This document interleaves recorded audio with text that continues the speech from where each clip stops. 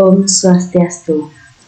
Baik, sebelumnya perkenalkan, nama saya Kadek Pritari Astini, NIM 19011180.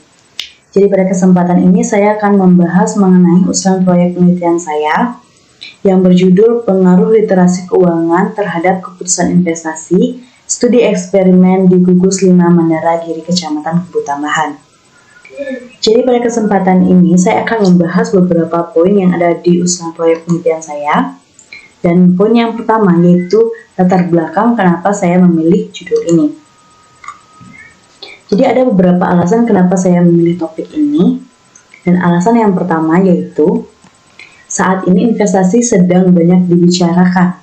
Karena saat ini banyak sekali ada investasi-investasi online yang dapat diakses melalui aplikasi gratis yang dapat diunduh di App Store maupun Play Store. Jadi investasi-investasi seperti ini dianggap lebih cepat, mudah, dan murah. Karena sebelum kita melakukan investasi, kita hanya memerlukan modal yang sedikit untuk memulai investasi tersebut. Sehingga pada saat ini dunia investasi tidak hanya didominasi oleh pengusaha ataupun orang-orang yang memiliki penghasilan menengah ke atas, tetapi juga investasi saat ini banyak dilakukan oleh para pelajar. Namun sayangnya, saat ini masih banyak orang yang gagal melakukan investasi, karena ada beberapa orang yang tanpa sengaja mengikuti investasi-investasi ilegal atau bodong karena belum mengerti bagaimana alur untuk melakukan investasi. Ada juga beberapa masyarakat yang tidak mengetahui bagaimana cara mengelola investasi, sehingga investasi yang ia miliki nilainya tidak naik. Kenapa hal ini bisa terjadi? Hal ini bisa terjadi karena literasi keuangan di Indonesia masih cukup rendah. Jadi berdasarkan data dari OJK, literasi keuangan yang dimiliki oleh masyarakat Indonesia masih sangat rendah. Jadi literasi keuangan yang ada di Indonesia yang dimiliki oleh masyarakat Indonesia itu berada di tingkat sufficient literate. Nah, siapa saja sih yang sudah melakukan investasi? Jadi, menurut data KSEI pada tahun 2021, dunia investasi didominasi oleh pekerja swasta dengan persentase 42,12%. Kemudian disusul oleh pelajar, entrepreneur atau pengusaha, pekerjaan lainnya, PNS, housewife atau IRT, guru, retirement atau pensiunan, serta TNI atau Polri. Nah, dari data ini ada satu hal yang menarik perhatian peneliti, yaitu guru berada di peringkat 3 terbawah sebagai investor.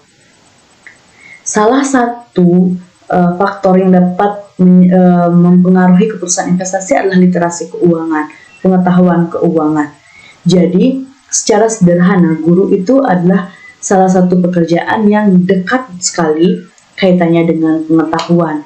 Sehingga dengan begitu, peneliti tertarik untuk melakukan penelitian yang melibatkan guru sebagai respondennya. Nah, sebelum itu, peneliti melakukan prasurvei dengan menyebarkan kuesioner prasurvei, dan hasilnya adalah tingkat literasi yang dimiliki oleh responden itu masih cukup rendah.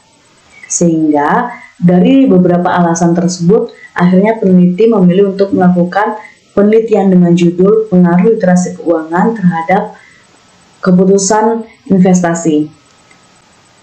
Selanjutnya, adapun rumusan masalah yang akan peneliti bahas. Dan rumusan masalahnya adalah apakah ada perbedaan keputusan investasi antara yang memiliki pengetahuan keuangan dan dengan yang tidak memiliki pengetahuan keuangan di Gugus 5 Mandara Giri, Kecamatan Kubu Tambahan. Kemudian adapun tujuan yang ingin dicapai dalam penelitian ini yaitu untuk mengetahui perbedaan keputusan investasi antara yang memiliki pengetahuan keuangan dengan yang tidak memiliki pengetahuan keuangan di Gugus 5 Mandara Giri, Kecamatan Kubu Tambahan.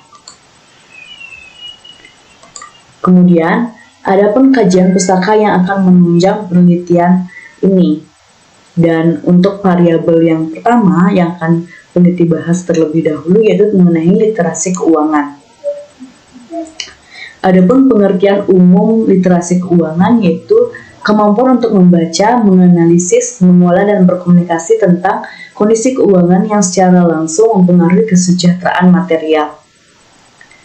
Kemudian, adapun pengertian literasi keuangan berdasarkan para ahli, yang pertama, Lusardi dan Michel menyatakan bahwa literasi keuangan mengacu pada kemampuan kognitif dan pendidikan keuangan individu yang mempengaruhi perilaku dan aktivitas keuangan untuk meningkatkan kesejahteraan finansial. Kemudian yang kedua ada Huston menyatakan bahwa literasi keuangan itu merupakan struktur modal bagi manusia berupa pengetahuan dan kemampuan yang dapat digunakan dalam aktivitas keuangan yang mempengaruhi perilaku keuangan dan kesejahteraan keuangan. Kemudian yang terakhir ada Gallardo dan Libot menyatakan bahwa literasi keuangan sebagai kombinasi kesadaran dan pengetahuan tentang urusan keuangan, keterampilan keuangan, manajemen keuangan, dan perencanaan keuangan. Kemudian pada poin terakhir yaitu OJK menyatakan ada 4 tingkat literasi keuangan penduduk Indonesia. Itu yang pertama ada well literate. Well literate ini adalah kondisi di mana orang tersebut mengetahui dan memahami mengenai lembaga jasa keuangan serta produk dari lembaga jasa keuangan tersebut. Kemudian ia juga memahami tentang fitur, manfaat, dan juga risiko dari produk keuangan tersebut dan mampu melakukan atau memiliki keterampilan untuk melakukan investasi atau menggunakan produk-produk dari lembaga jasa keuangan tersebut. Kemudian ada sufficient literate. Nah, sufficient literate ini adalah keadaan ketika seseorang memahami lembaga jasa keuangan dan juga produknya, serta memahami fitur, manfaat, dan juga resiko dari produk dari lembaga jasa keuangan tersebut. Tetapi ia tidak memiliki keterampilan untuk menggunakan produk dari lembaga jasa keuangan tersebut. Kemudian yang ketiga ada less literate. Jadi dari less literate ini adalah kondisi di mana seseorang hanya memahami tentang lembaga jasa keuangan dan produknya, tapi ia tidak mengetahui tentang manfaat, fitur, atau risiko dari produk dari lembaga jasa keuangan tersebut. Dan yang terakhir ada not literate. Not literate ini adalah kondisi seseorang yang sama sekali tidak mengetahui tentang lembaga jasa keuangan dan juga produk-produknya. Nah, selanjutnya pada variabel keputusan investasi ada beberapa poin yang dibahas, yaitu yang pertama investasi. Pengertian investasi secara umum merupakan pengorbanan di masa kini untuk mendapatkan nilai yang lebih besar di masa yang akan datang. Adapun beberapa jenis investasi, yaitu yang pertama investasi kekayaan real, diantaranya berupa tanah, gedung, dan bangunan. Yang kedua ada investasi kekayaan pribadi. Jadi investasi kekayaan pribadi ini adalah investasi yang dapat digunakan secara pribadi namun memiliki nilai jual yang bertambah di tiap tahunnya. Itu misalnya emas, berlian, dan barang antik. Kemudian jenis investasi yang ketiga ada investasi keuangan dan surat berharga. Beberapa contohnya yaitu deposito, saham, dan obligasi. Dan yang terakhir ada investasi komoditas. Contohnya adalah kopi, cengkeh, dan kelapa sawit. Kemudian ada poin investor. Jadi investor adalah penanam uang atau modal atau orang yang menanamkan uangnya dalam usaha dengan tujuan mendapatkan keuntungan. Jadi jika disederhanakan, investor adalah pelaku investasi atau orang yang melakukan investasi. Kemudian ada poin terakhir yaitu keputusan investasi.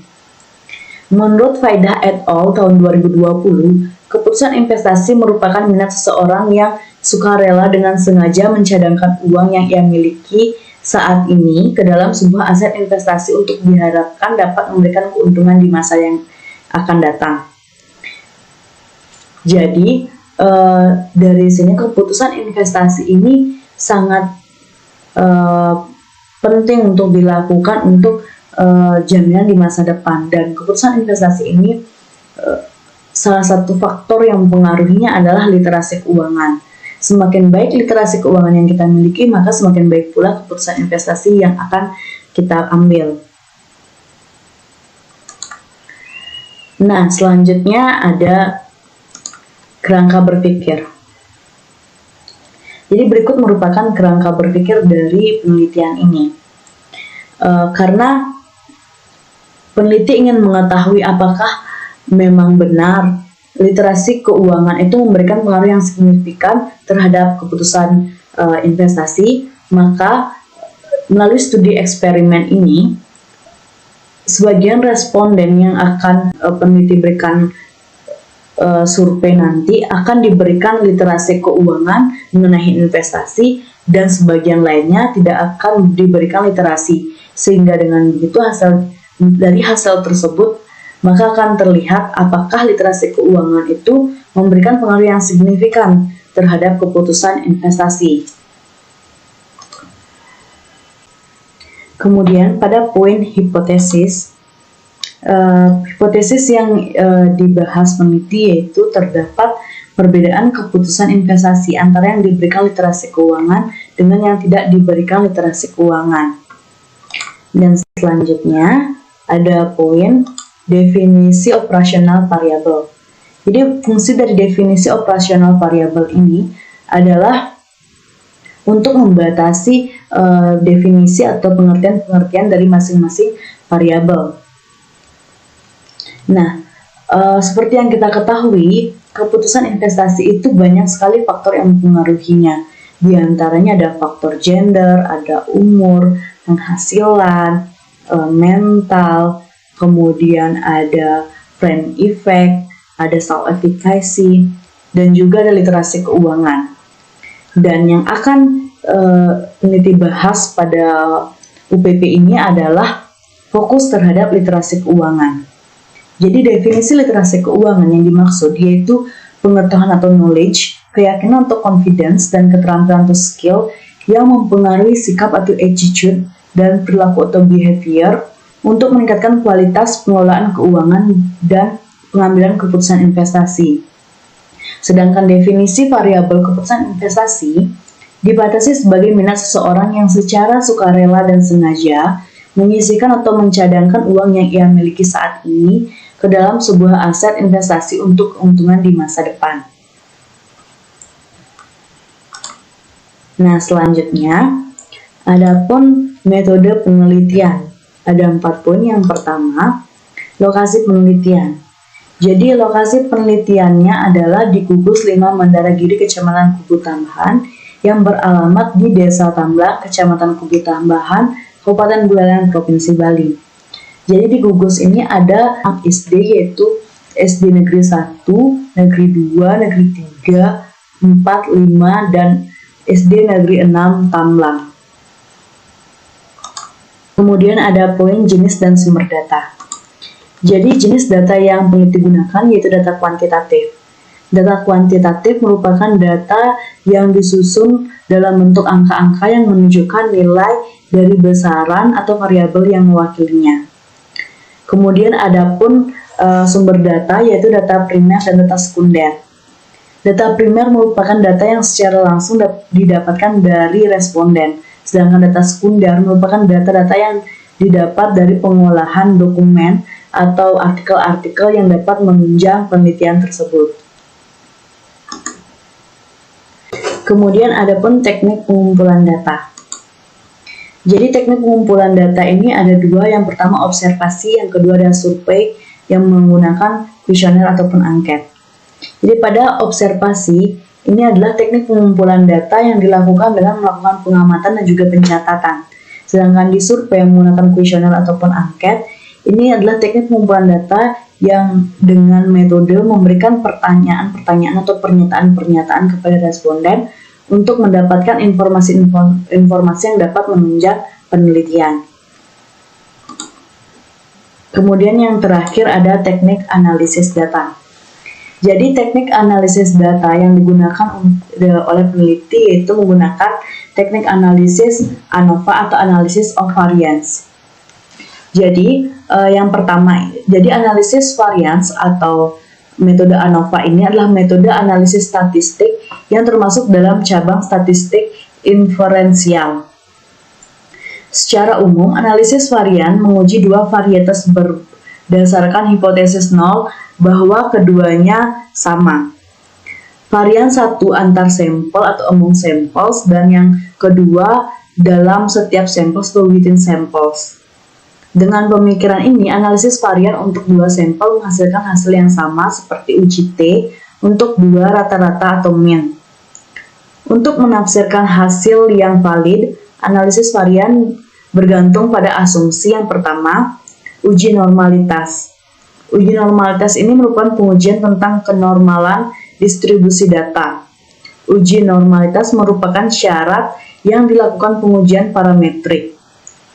Pengujian normalitas untuk variabel keputusan investasi menggunakan one sample Kolmogorov-Smirnov dengan menggunakan uji two-fold dengan signifikasi sebesar 0,05. Yang kedua ada uji homogenitas.